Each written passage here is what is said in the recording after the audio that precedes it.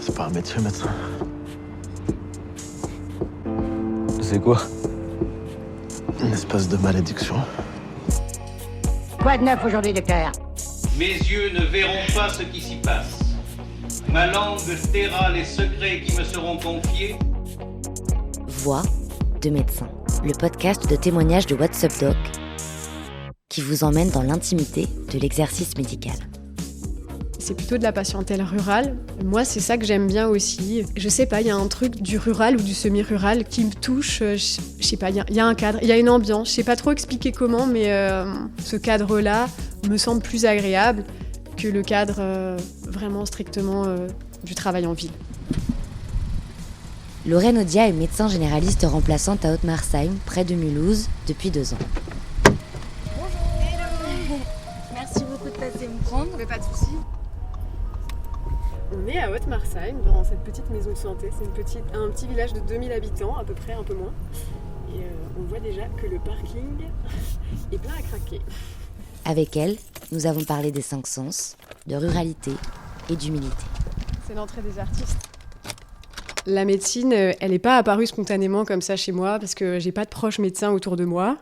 Et de la médecine, j'y connaissais à peu près rien. La seule chose dont j'étais à peu près certaine, c'est que je voulais faire un métier de soins, prendre soin des autres. Quand j'étais en terminale, mon prof d'SVT avait organisé une prépa médecine et je m'étais inscrite à ces cours-là, j'avais bien aimé et je me suis dit, pourquoi pas. J'ai pas eu la vocation de la médecine en me disant c'est vraiment ça que je veux faire, mais ça s'est fait au fur et à mesure et le métier, je l'ai vraiment découvert ensuite quand j'étais sur le terrain. Au départ, je voulais faire de la psychiatrie. C'est un peu cette idée d'aider l'autre, cette idée aussi de la santé mentale qui, à mon sens, est hyper importante. Et en 4e année de médecine, j'ai fait un stage chez une médecin généraliste dans un petit village où habitent mes parents, à Heinzbrunn. Et j'ai découvert la médecine générale avec elle. Et là, je me suis dit, ah ouais, donc la médecine générale, c'est ça. En une journée de consulte, on peut faire un vaccin pour un nourrisson, voir un patient pour un lumbago, une sinusite, discuter avec un patient en burn-out. C'est une spécialité qui est tellement complexe parce qu'elle aborde déjà toutes les générations et on peut voir toutes les pathologies, des trucs chroniques aux trucs simples, aux trucs aigus, subaigus.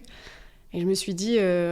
Moi, je pense que c'est une spécialité qui est complète et c'est peut-être ça qu'il faut que je choisisse à mon internat. Bonjour, installez-vous. Dites-moi, qu'est-ce qui vous amène ? Alors moi, ce qui m'amène, docteur Audia, c'est que j'ai dû faire une analyse d'urine parce que je me fais opérer du calcul dans mon rein. Oui, c'est vrai, le fameux là qu'on avait découvert il y a longtemps. Oui. Tous les jours, elle a envie de venir. Désolée pour le mot, mais je sais pas comment le dire autrement. C'est le mot. Dimanche, elle a passé sa journée couchée. Je sais pas quoi faire. Docteur Laval. Écoutez, j'ai fait des radios là, comme vous m'aviez demandé, pour le genou et la hanche. Alors, j'ai quand même un petit souci, là je me demande si ça vient pas des médicaments. Et en fait, j'ai vu que sur la notice, il y a marqué, parce que moi je fais des crises d'asthme. Découvrir le corps de quelqu'un d'autre, c'est quelque chose d'assez spécial, je dois dire. On voit des corps qui sont plus fragiles, qui sont parfois dénudés. Il y a beaucoup de choses, beaucoup d'informations qu'on a rapidement quand on arrive dans le milieu hospitalier et qu'on ne connaît pas. Et je dois dire qu'on doit assimiler pas mal d'infos en très peu de temps. J'ai beaucoup aimé cet apprentissage des signes cliniques au lit du malade parce que c'est ça qui forge notre médecine. Quand on est externe, par exemple, on est en petit groupe et puis on va dans la chambre du patient et l'interne, il nous dit « Ah là, vous voyez, Madame Y, elle a une décompensation cardiaque. Et vous allez écouter ses poumons et ce que vous allez entendre, c'est des crépitants. Ça s'appelle des crépitants. Et donc du coup, on écoute et on dit « Ah en fait, c'est ça. Et toute ma vie, j'entendrai ce son-là et je saurais que c'est des crépitants parce qu'au moins une fois, il y a quelqu'un qui me l'a appris pendant mon parcours quand j'étais à l'hôpital. » C'est comme un peu les bruits de pas sur la neige. C'est beau, c'est poétique. Pendant les études, on apprend tout de façon un peu morcelée. Bon, ça, c'est le pancréas, ça, c'est les poumons, ça, c'est les pathologies. Et après, quand on prend de la distance et qu'on grandit, qu'on apprend, qu'on va en stage, on arrive à voir le patient dans sa globalité et faire le lien entre les signes cliniques qu'on a, la pathologie, ses antécédents. Et on a de plus en plus de lumière qu'on arrive à mettre sur des symptômes et sur des pathologies. Alors, installez-vous. Dites-moi, je vois que vous avez un masque. Ouais, succession de problèmes là. J'ai repris l'entraînement de semaine dernière, je pense un peu trop fort. J'ai eu maintenant un petit douleur au dos. D'accord. Et voilà. Ça dépend de ce que je fais dans la journée, mais ça s'accentue par exemple quand je me penche, en faisant par exemple la cuisine, la vaisselle, ou au travail quand je porte, ou quand je marche beaucoup, pareil, comme au travail on marche beaucoup. Et ensuite, à côté de ça, je traîne tout depuis 2 semaines maintenant, je pars pas. Hier, au travail, j'avais les oreilles bouchées toute la journée. Je me souviens d'un patient qui était venu me voir, pas très bien, pas très en forme, et ça me faisait vraiment suspecter un cancer en stade avancé, et c'est en fait ce qu'il avait. Et donc, des fois, les signes cliniques sont annonciateurs d'une maladie avancée qui peut être gravissime. Et donc, c'est aussi à nous de réussir à l'interroger de la bonne façon et l'examiner de la bonne façon, puisque c'est aussi le cœur de notre métier, pour essayer d'avoir une hypothèse et de pas passer à côté justement d'un truc grave. D'habitude, je fais beaucoup de choses encore, j'ai encore assez d'énergie, mais là, en rentrant de travail, je m'endors sur la route, je suis lessivé. Depuis 2 semaines aussi ou c'est depuis... Non, ça c'est depuis mi-semaine dernière, donc bientôt une semaine. Ouais. Donc une sorte de fatigue un peu anormale qui est pas habituelle. Je crois qu'on a un rapport avec tous les sens qui sont importants. La première chose qu'on fait, c'est surtout le regard. Quand le patient, on l'appelle en salle d'attente, donc il y a juste le couloir et on l'attend devant la porte. Je trouve que voir le patient arriver nous permet déjà de nous donner plein d'infos. Souvent, les patients qui ont la tête un peu baissée, qui arrivent sans trop regarder vraiment franchement dans les yeux, et je me dis, là, peut-être que ce patient, il va pas très bien, qu'il faudra peut-être creuser, parce qu'il a pas la tête haute, je sens qu'il y a un truc qui va pas. Ou parfois, on le voit boiter, on se dit, lui, il faudra peut-être qu'on voit pourquoi il boite, est-ce qu'il a toujours boité ? Moi, je porte le masque en consultation, je vois beaucoup le regard des gens, et eux, ils voient le mien, et tout se passe aussi là-dedans, être dans l'écoute active. Alors, bon, venez, on va regarder tout ça. Si vous restez comme ça, si vous penchez un petit peu en avant, là, au niveau de la flexion, vous êtes comment ? C'est souple, ça va. Ok. Bon. Ah oui, c'est bien. Quand vous faites comme ça, vous cherchez un côté et l'autre, il y a un endroit qui bloque plus ? Non, pas encore pour le moment. Ça va. Ouais. Et comme ça, en lâchant l'épaule d'un côté et de l'autre ? Ça va encore. C'est plutôt pas si mal sur... c'est pas si raide que ça. Toucher, ça se fait secondairement quand on passe de l'autre côté sur la table d'examen. Et bien sûr qu'il faut toucher les gens, qui se rendent compte qu'on va les examiner et qu'on va prendre soin d'eux. Rien que parfois, poser la main sur le bras pour prendre l'attention, pas mettre trop de distance. Bien sûr, il faut toujours demander, il faut toujours être dans le consentement. Ça, j'accorde beaucoup d'importance à ça. Je vous laisse enlever la veste, comme ça on va pouvoir regarder bien le dos. Et ce que vous pouvez faire, c'est vous allonger sur le ventre. Voilà, je soulève juste derrière vous le pull. Ouais, vas-y. Et la plupart du temps, quand il y a quelqu'un qui vient avec un symptôme, j'essaye de dire « Est-ce que vous êtes d'accord pour qu'on aille vous examiner ?» Et c'est pareil pour les enfants. Est-ce que tu es d'accord pour qu'on aille voir et qu'on essaye de comprendre pourquoi tu as bobo ou des choses comme ça ? Parce que toucher, c'est à la fois important et ça permet aux patients de se rendre compte qu'on va essayer de chercher d'où vient son symptôme, mais c'est aussi de l'ordre de l'intime, sans se dire qu'on touche juste un ventre, appuyer dessus, palper. C'est jamais anodin. Je vais pincer la peau entre mes doigts et je vais la faire glisser. Normalement, ça ne doit pas faire mal du tout. Ça doit même être plutôt agréable. Si ça vous fait mal, vous me dites. Ok ? Il y a une différence quand même au moment où je passe dans la zone ici ? Ouais. Écoutez aussi avec le stéthoscope, les bruits du ventre, les bruits du cœur. Respirez bien fort, parce qu'on écoute bien partout. Je pense qu'effectivement, ça met beaucoup de nos sens à contribution et on se rend pas compte qu'on utilise tout ça et même taper à l'ordi, toucher rapidement, ça nécessite aussi une certaine dextérité pour aller vite, taper l'examen clinique. On utilise nos doigts, nos oreilles, nos yeux au quotidien.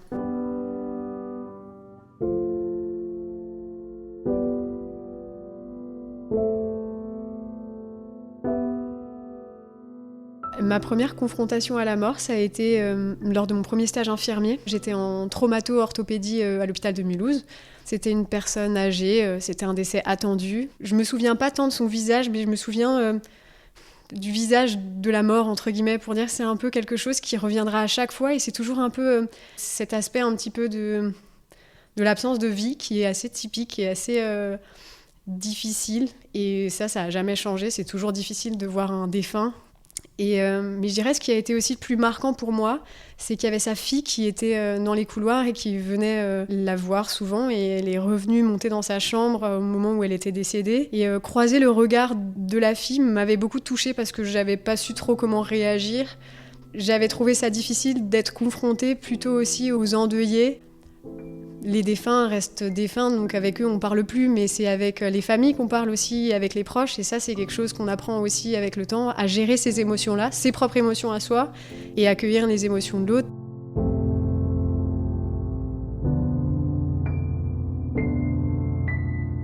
Si je dois parler d'événements un peu plus traumatisants où j'ai été confrontée à la mort d'une façon qui m'a beaucoup décontenancée et beaucoup déstabilisée, c'était pendant la période du Covid, parce que j'étais en stage en tant qu'interne en médecine interne à l'hôpital de Mulhouse. Et ça a été un des premiers services hospitaliers à voir des patients Covid durant l'épidémie. Vraiment un des tout premiers. Avec une semaine d'avance sur le reste du pays, l'hôpital tente de faire face au virus. Sur le pied de guerre, le personnel de l'hôpital de Mulhouse voit le nombre d'hospitalisations augmenter sans cesse. Les soignants tentent tant bien que mal de s'adapter. Chaque jour, aux urgences de Mulhouse, ils voient les malades affluer et les décès s'accumuler. Et on a été pris dans une sorte de vague terrible. Ça m'a bousculée profondément parce que moi qui veux faire de la médecine générale et qui fais de la médecine générale, je suis en face de patients qui discutent de leur vie, qui sont en habit de ville, qui sont face à moi, assis. Et je me retrouve à l'hôpital à faire des gardes avec 3 patients qui meurent, 2 patients qui sont transférés aux urgences. Ça a été une période de ma vie de médecin, de ma vie d'interne, qui m'a vraiment marquée, je dirais, sur un intervalle de quelques semaines, où j'ai vu plus la mort défiler que ce que je pouvais m'imaginer, en fait. Et ça a bousculé toutes mes certitudes, qu'on pouvait croire qu'on pouvait faire plein de choses en médecine, mais qu'il y a plein de choses qui nous dépassent. Et quand on aimerait donner à des familles des retours positifs, on aimerait leur dire que ça va aller et qu'en fait on peut pas, parce qu'on n'a aucune idée de comment ça va évoluer. Quand d'une minute à l'autre, le patient va bien, tu sors de la chambre et une demi-heure après, il est en train de désaturer et il doit aller en réanimation alors qu'il a même pas 40 ans. Ça m'a profondément heurtée humainement et dans mon parcours de médecin. Et je suis encore assez émue de parler de cette période-là.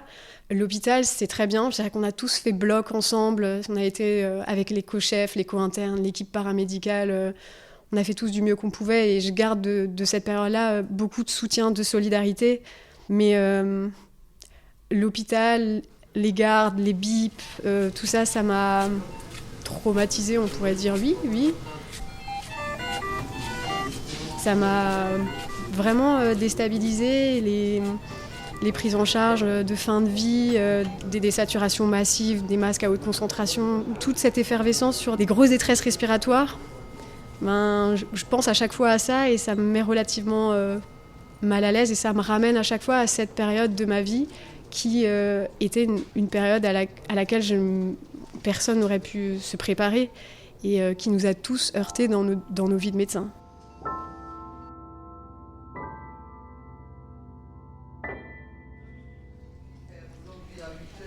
Salut.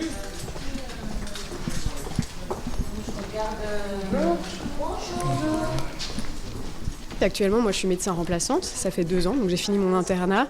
Moi, je trouve que c'est un mode d'exercice qui me va très bien. On peut faire pas mal de choses. On a accès à l'infrastructure du médecin qu'on remplace. Là, par exemple, on est dans le bureau du médecin remplacé et on est dans la maison de santé. Donc avec une équipe infirmière, d'autres médecins.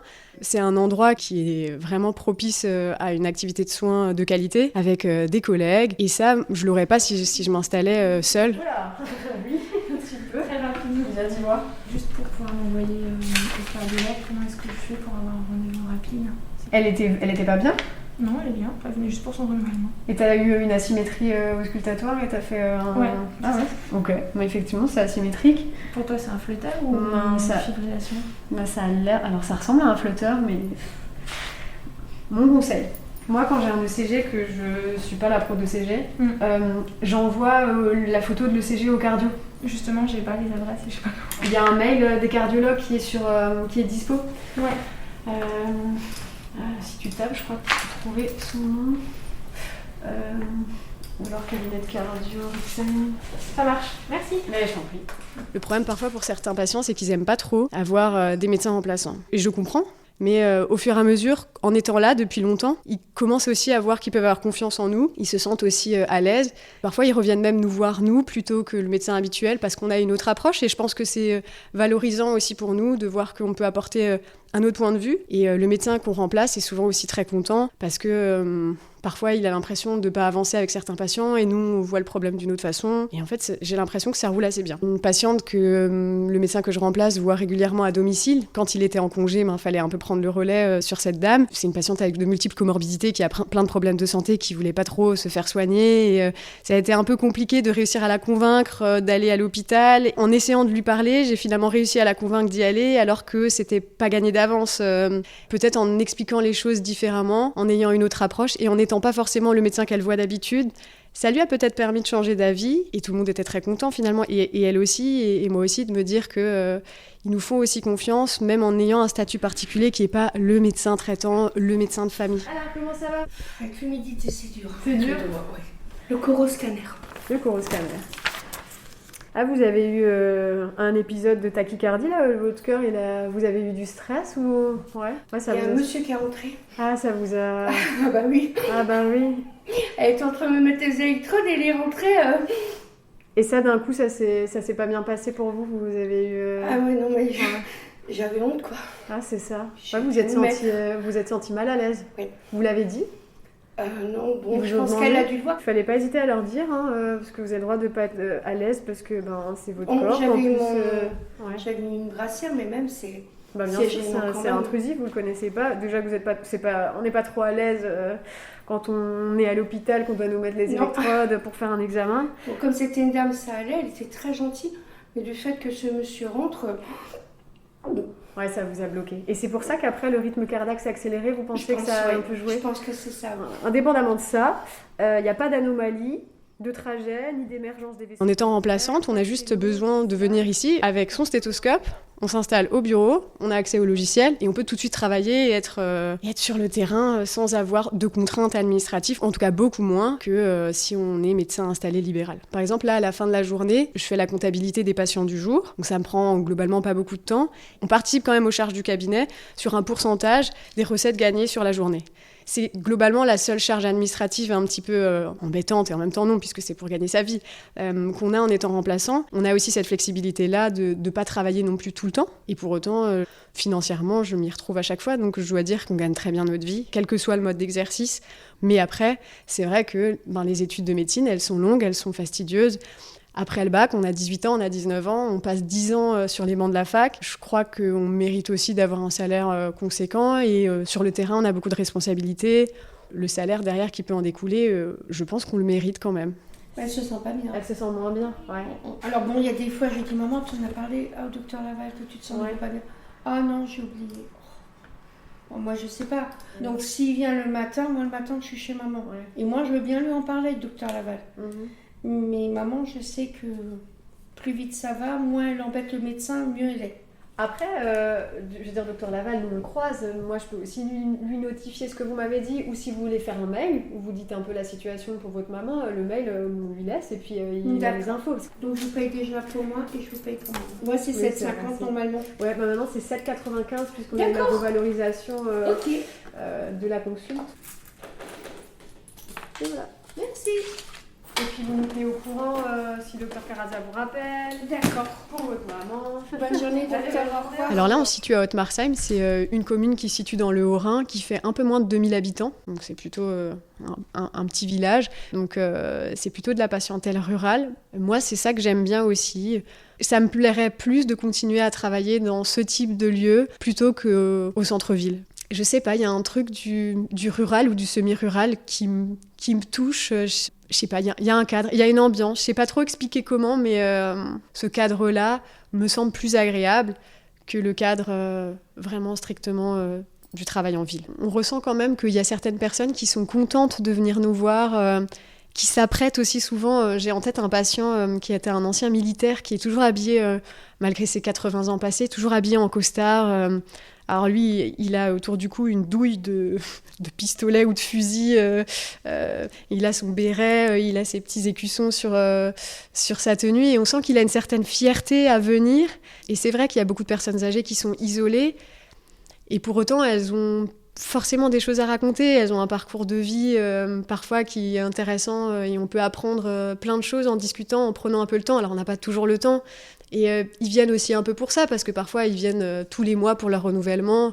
Bon, il n'y a rien qui a vraiment bougé, on a fait un peu le tour de tout ce qu'il faut faire, mais discuter un peu avec eux, c'est là aussi la place du médecin, se rendre compte qu'ils peuvent venir parler de tout, de leurs angoisses, de leurs peurs, de leurs inquiétudes.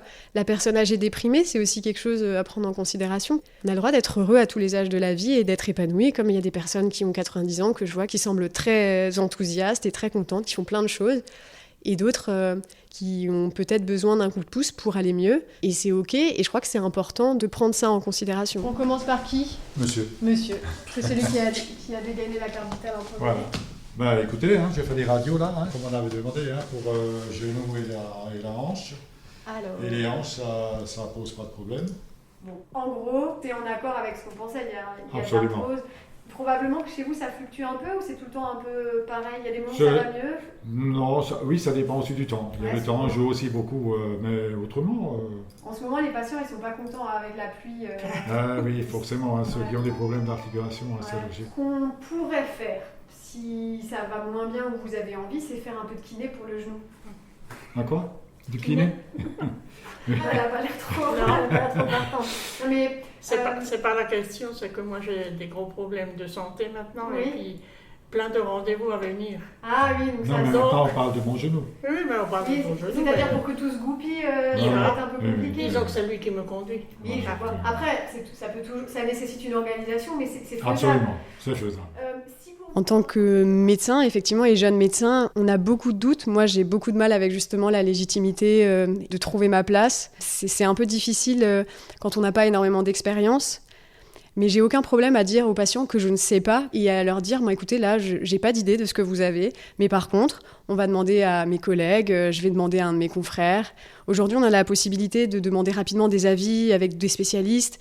Et je pense que les patients, ils sont plutôt... j'ai l'impression qu'ils reçoivent ça quand même plutôt d'une bonne façon, puisqu'ils se rendent compte qu'on va quand même s'occuper d'eux et que nous, en tant que médecins généralistes, on doit savoir déjà tellement de choses, mais tout savoir, c'est impossible. Et s'en rendre compte, l'assumer et le dire, pour moi, c'est complètement OK. Et j'arrive de plus en plus à gérer ça. Et je pense que l'humilité est extrêmement importante parce que c'est un métier qu'on met beaucoup en avant dans la société. Je crois qu'il ne faut pas se mettre sur un piédestal parce qu'on est dans un métier humain. Mais on voit bien, on est en face de patients. Ils ont des doutes, ils ont peur, ils ne sont pas hyper à l'aise. Et je crois que se placer un petit peu dans une relation qui est plutôt horizontalisée, se mettre à la place du patient et dire, moi, quel médecin j'aurais envie d'avoir en face de moi et être ce médecin-là, je crois que pour moi, c'est la meilleure version du médecin que j'aimerais être.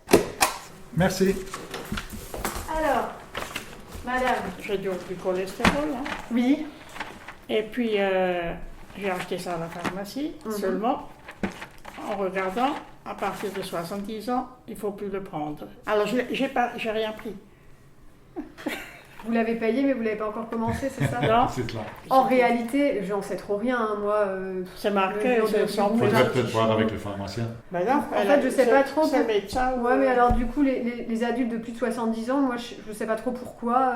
Oui, on ne sait pas pourquoi. C'est des enzymes, de la levure de riz rouge, de l'artichaut. Je pense qu'on peut toujours continuer à manger de l'artichaut après. Peut-être à cause de l'artichaut, non? Je ne sais pas. Vous pouvez poser la question au pharmacien, peut-être il saura mieux. Je ne pense pas que ce soit dramatique. Oui, mais je ne l'ai pas pris.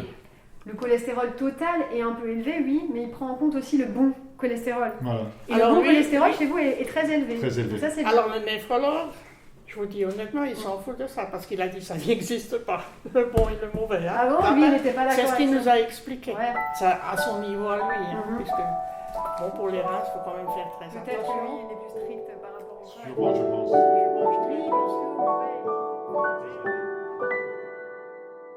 Moi, j'ai tendance à jamais trop mettre en avant le fait que je sois médecin, même en dehors de ma profession, parce que ça me définit pas. Ma personnalité, c'est pas que être médecin. Parfois, on a tendance à dire, ah ben oui, t'es médecin, waouh. Mais en fait, on n'est pas que le métier qu'on fait. Penser à faire passer sa vie personnelle avant sa vie professionnelle, je crois que c'est important quand même, parce que le boulot, ça nous fait vivre, mais il faut profiter de la vie. Et je crois que le métier qu'on fait nous permet de nous rendre compte que la vie, elle peut basculer à tout instant, que tout peut arriver, sans être complètement dans le désespoir, mais pour dire que c'est important de vivre sa vie Moi, j'ai moins de 30 ans. Si j'ai envie de passer du temps voyager, je vais essayer de le faire et de trouver le temps. Je fais de la course à pied, donc j'essaye d'aller courir 2 à 3 fois par semaine et j'aime bien l'aquarelle. J'aime bien pouvoir profiter aussi avec mes amis, avec mon compagnon, qui lui n'est pas du monde médical, donc ça me permet aussi de bien déconnecter. J'arrive à quitter le milieu médical et ne plus y penser. Malgré ça, parfois, on a des situations en tête qui nous gênent, qui nous ont mis mal à l'aise. J'ai ma collègue directe, Floriane, avec qui je travaille habituellement, et j'ai mes co-internes, tous mes collègues en médecine avec qui on discute beaucoup, on échange pas mal, en dehors des consultations, pour parler un petit peu de cas qui nous ont marqués. Et ça permet aussi de souffler et de se dire « Ah, est-ce que vous pensez que j'aurais dû faire comme ça ? Ah oui, mais t'inquiète pas, moi j'aurais fait pareil. » J'en parle toujours un peu parce que ça me fait du bien et ça me permet de conforter certaines de mes décisions et pas de me rendre malade pour certaines choses. Et j'arrive aussi complètement à couper parce que c'est important et parce que sinon, si c'est tout le temps boulot, moi je pense pas que ce soit la meilleure façon de trouver son équilibre.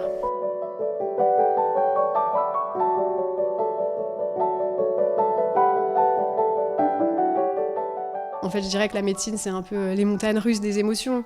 Parfois, on a envie de tout arrêter et on se dit « Mais qu'est-ce que je fais là ? C'est trop dur, c'est trop de responsabilités. Je veux pas faire ça, je veux plus faire ça. » Et d'autre côté, on a des moments vraiment agréables où on partage des choses avec les patients, où les patients ils nous le rendent bien parce qu'ils sont satisfaits. Et ça, quand on est complètement en accord avec nos valeurs, qu'on a l'impression d'apporter une écoute attentive, que les gens sont heureux d'avoir en face de quelqu'un qui les écoute, là on se dit mais pourquoi j'arrêterais ? Est-ce que je peux faire autre chose ? Dans le métier que je fais, quand je rentre de consultation, j'ai l'impression d'être en accord avec mes valeurs et ça je crois que c'est hyper important. J'ai trouvé un équilibre, j'ai apporté mon aide aux gens, quelle que soit l'aide apportée, des fois il y a quelqu'un, une patiente, elle a un bouchon de cérumen dans l'oreille, elle n'entend rien, elle vient parce que ça va pas du tout, elle n'entend pas. On enlève le bouchon et puis la patiente est très contente et elle est satisfaite. Et moi, ça me suffit à me satisfaire aussi et à me rendre heureuse de me dire le métier que je fais, il me permet de faire ça, même si c'est pas grand-chose. Il y a d'autres trucs plus graves où là, on arrive à apporter notre aide aux gens. Et moi, quand je rentre chez moi, je me dis j'ai pas menti, j'ai pas travesti la réalité, j'essaie d'être à l'écoute. Et ça m'a pris beaucoup d'énergie, ça il faut le dire, mais à la fin de la journée, je suis heureuse de ce que j'ai pu apporter aux gens et je suis en accord avec mes valeurs. Et en ce sens-là, je trouve mon équilibre dans le métier et dans ma vie perso où j'arrive aussi à prendre le temps.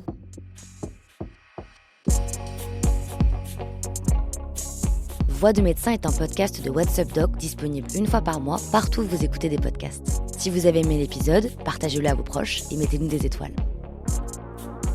Le tournage, l'écriture et la réalisation ont été assurés par Margot Kefelec, le directeur de la publication c'est Mathieu Durand, la rédactrice en chef Alice Deschenaux et le rédacteur en chef adjoint Luc Angevert. Le générique est composé d'extraits du film Hippocrate réalisé par Thomas Lilti, du dessin animé Bugs Bunny et d'une archive de l'INA.